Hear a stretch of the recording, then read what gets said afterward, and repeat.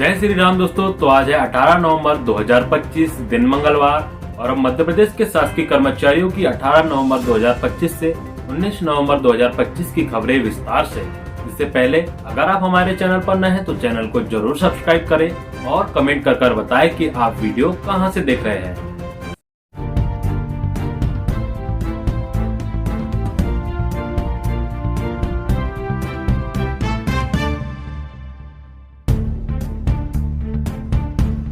मध्य प्रदेश में लागू होगा EHRMS, कर्मचारियों का रिकॉर्ड होगा डिजिटल। मध्य प्रदेश सरकार प्रशासनिक प्रबंधन को पूरी तरह से डिजिटल बनाने की दिशा में एक और बड़ा कदम उठाने जा रही है। प्रदेश में 7 लाख से ज्यादा अधिकारी कर्मचारियों का पूरा सेवा रिकॉर्ड अब ऑनलाइन उपलब्ध होगा। इसके लिए सरकार electronic human resource management system लागू कर रही है। यह सिस्टम कर्मचारियों से जुड़े सभी प्रकार के दस्तावेजों, सेवाकालीन सूचनाओं और व्यक्तिगत विवरणों को डिजिटल रूप में सुरक्षित रखने का एक अत्याधुनिक माध्यम है। सामान्य प्रशासन विभाग के अधिकारियों का कहना है कि कई बार सरकार को विशेष अभियान, परियोजना या तकनीकी कार्य के लिए विशेष योग्यता वाले कर्मचारियों की जरूरत होती है। EHRMS की मदद से यह कार्य काफी सरल और तेज हो जाएगा। मध्य प्रदेश सरकार की अपील खारिज, पेंशनरों को मिलेगा arrear. Madhya Pradesh high court की मुख्य पीठ ने राज्य शासन की अपील खारिज करते हुए 6वें वेतनमान के 32 माह के एरियर भुगतान का आदेश बरकरार रखा है। अब प्रदेश के 3.5 लाख से ज्यादा पेंशनरों को 6% ब्याज सहित बकाया राशि 6 माह में दी जाएगी।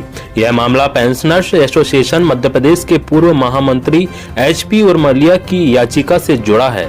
उन्होंने कहा था कि 6वें वेतनमान का लाभ कर्मचारियों को तो दे दिया गया, लेकिन पेंशनरों को 32 माह का एरियर नहीं मिला। कर्मचारी मंच ने ई-अटेंडेंस के नाम पर शोषण का लगाया आरोप। शासकीय विभागों के अधिकारी ई-अटेंडेंस में अस्थायी कर्मियों का शोषण कर रहे हैं। मध्य प्रदेश कर्मचारी मंच ने मुख्यमंत्री को पत्र लिखकर मांग की है कि अस्थायी कर्मचारियों का वेतन ई-अटेंडेंस के नाम पर नहीं काटा जाए। प्रदेश अध्यक्ष अशोक पांडे ने कहा कि ई-अटेंडेंस प्रणाली केवल प्रथम और द्वितीय श्रेणी अधिकारियों एवं तृतीय श्रेणी कर्मचारियों पर ही लागू की जाए। शिक्षक, चतुर्थ श्रेणी कर्मचारी, स्थायी कर्मी, दैनिक वेतनभोगी, अस्थायी कर्मचारी एवं श्रमिकों को अटेंडेंस प्रणाली से छूट दी जाए। पांडे ने बताया कि राज्य सरकार ने ई-अटेंडेंस प्रणाली लागू करके अधिकारियों को शोषण करने एवं कर्मचारियों के मानव अधिकारों के हनन की छूट दे दी है। आर्थिक कमजोर छोटे संवर्ग के कर्मचारी डिजिटल फोन रखने में असमर्थ है। ये अटेंडेंस प्रणाली कर्मचारियों के हितों का हनन कर रही है। सरकार तत्काल पुनर्विचार कर छोटे संवर्ग को ई-अटेंडेंस प्रणाली से उपस्थिति देने में छूट दे। हाई कोर्ट बोला, हम चाहते हैं प्रमोशन में आरक्षण की सुनवाई जल्द हो। प्रमोशन में आरक्षण को लेकर मध्य प्रदेश सरकार द्वारा बनाए गए नियमों को चुनौती देने वाली 45 याचिकाओं पर मध्य प्रदेश हाई कोर्ट में सुनवाई हुई। करीब 1.25 घंटे तक सुनवाई के बाद चीफ जस्टिस संजीव सचदेवा और जस्टिस विनय सराफ की डिवीजन बेंच ने कहा कि यह काफी संगीन मामला है। हम चाहते हैं कि इसकी सुनवाई जल्द से जल्द पूरी हो और हम अपना फैसला सुनाएं। बेंच ने 20 और 21 नवंबर को आगे की सुनवाई करने के निर्देश दिए हैं। भोपाल की veterinary surgeon doctor Swati Tiwari व अन्य की ओर से दायर इन याचिकाओं में मध्य प्रदेश पदोन्नति नियम 2025 की वैधता को चुनौती दी गई है। NPS से जुड़े कर्मचारी 55 साल के बाद भी 75% पैसा शेयर में लगा सकेंगे। राज्य सरकार ने प्रदेश के 4.5 लाख NPS से जुड़े अफसरों और कर्मचारियों के लिए बड़ी राहत दी है। अब 55 साल की उम्र के बाद से लेकर 62 साल की रिटायरमेंट आयु तक भी कर्मचारी अपने कॉर्पस फंड में निवेश बढ़ा सकेंगे। पहले 55 साल की आयु तक ही निवेश की सीमा थी, लेकिन अब सरकार ने नियमों में संशोधन कर दिया है। नई व्यवस्था लागू हो गई है और NSDL इसके लिए सॉफ्टवेयर अपडेट करेगा। अब कर्मचारी अपने एनपीएस कॉर्पस का 75% हिस्सा इक्विटी में निवेश कर सकेंगे। पहले यह सीमा केवल 25 से 50% तक थी। सरकार ने इस पर लगे कैंपिंग हटा दी है। नई व्यवस्था के बाद रिटर्न में भी बढ़ोतरी की उम्मीद है। पेंशनरों को न्याय के लिए धारा 49(6) समाप्त करो। राज्य शासकीय कर्मचारी अधिकारी संरक्षक संघ ने मध्य प्रदेश सरकार पर पेंशनरों के साथ आर्थिक शोषण का गंभीर आरोप लगाते हुए राज्य पुनर्गठन अधिनियम की धारा 49(6) को अव्यावहारिक बताते हुए इसे तत्काल समाप्त करने की मांग की है।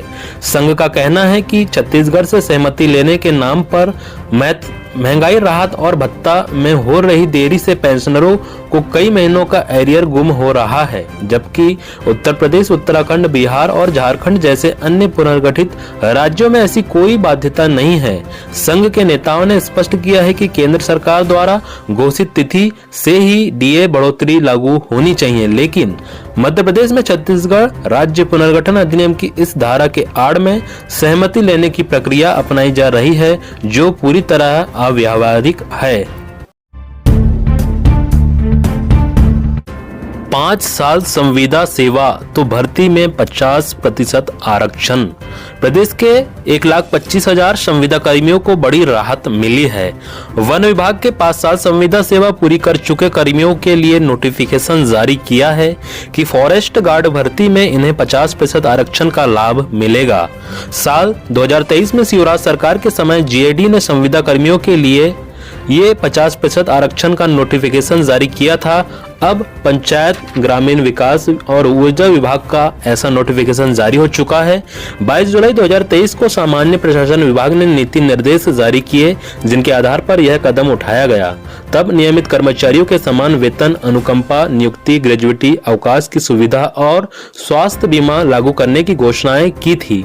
मध्य प्रदेश कर्मचारी मंच के प्रदेश अध्यक्ष अशोक पांडे ने बताया कि अभी तक वन विभाग में वन रक्षक पदों पर संविदा कर्मियों को नियुक्ति नहीं दी जाती थी और न ही शासन के आदेश अनुसार 50% अंक की छूट दी जाती थी। अब संविदा कर्मचारियों को रिक्त पदों के 50% पदों पर नियुक्ति की पात्रता होगी और 55 वर्ष की उम्र तक नियुक्ति के लिए वे पात्र होंगे। शिक्षा कर्मियों की सेवा अवधि 1998 से होगी मान्य। शिक्षा कर्मियों के लिए जबलपुर उच्च न्यायालय का ऐतिहासिक फैसला बड़ी राहत लेकर आया है। न्यायालय ने शिक्षा कर्मियों की सेवा अवधि को प्रारंभिक नियुक्ति तिथि 1998 से ही मान्य करने का महत्वपूर्ण निर्णय दिया है। शासकीय शिक्षक संगठन के जिला अध्यक्ष आलोक गुप्ता तथा उच्चतर माध्यमिक शिक्षक संघ के प्रदेश उपाध्यक्ष संजय श्रीवास्तव ने जानकारी दी कि न्यायालय ने शिक्षा कर्मियों को 1 जनवरी 2006 से छठा वेतनमान 6% ब्याज सहित प्रदान करने का निर्देश दिया है। सागर जिले के 64 शिक्षा कर्मियों को उनकी प्रारंभिक नियुक्ति तारीख से सेवा गणना करते हुए प्रथम वेतनमान का लाभ दिए जाने का आदेश भी जारी हुआ है।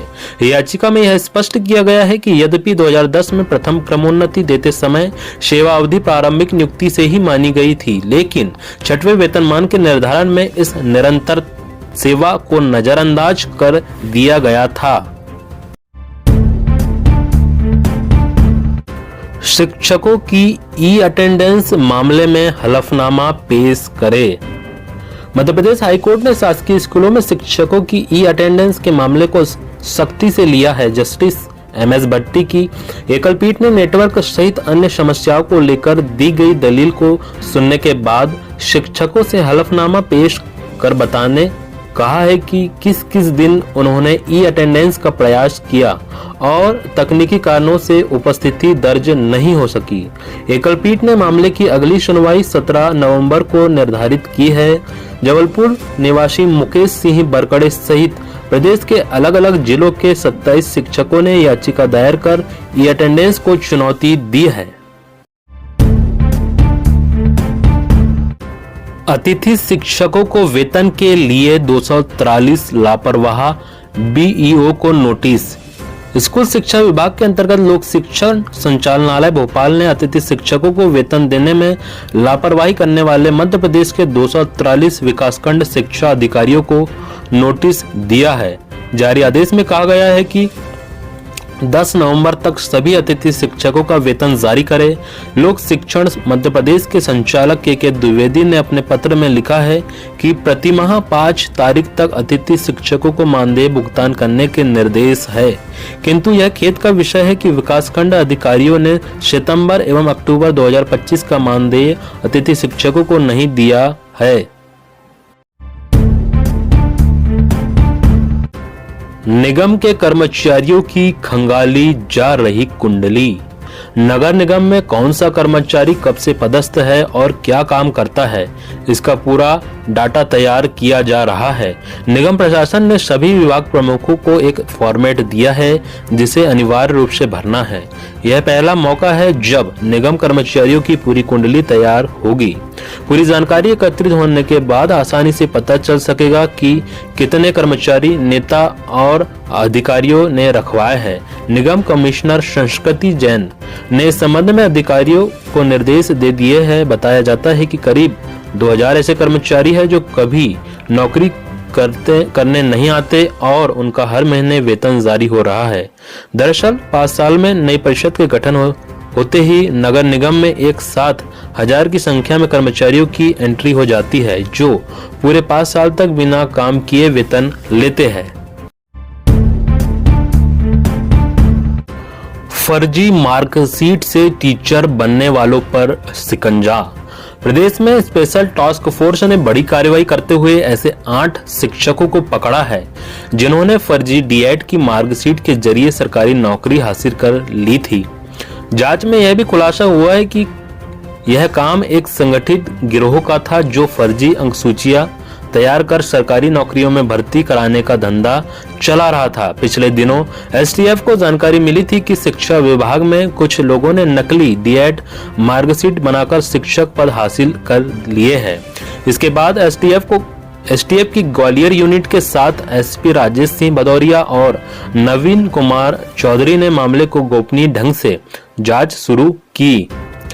तो प्यारे दोस्तों, इस प्रकार की सभी महत्वपूर्ण जानकारी थी। दोस्तों, जानकारी अच्छी लगी हो तो वीडियो को जरूर लाइक कीजिए और अगर आप हमारे चैनल पर नए हैं तो चैनल को जरूर सब्सक्राइब करें ताकि मध्य प्रदेश के सभी शासकीय कर्मचारियों, पेंशनर, संविदा, आउटसोर्स, दैनिक वेतनभोगी एवं अन्य सभी कर्मचारियों के बारे में जानकारी आपको सबसे पहले मिलती रहे। और दोस्तों, इस वीडियो को अपने दोस्तों के साथ जरूर शेयर करें ताकि सभी तक ये जानकारी पहुंचे। और दोस्तों, कमेंट कर जरूर बताएं आप वीडियो कहां से देख रहे हैं और आप किस विभाग में कार्यरत है। धन्यवाद। जय श्री राम।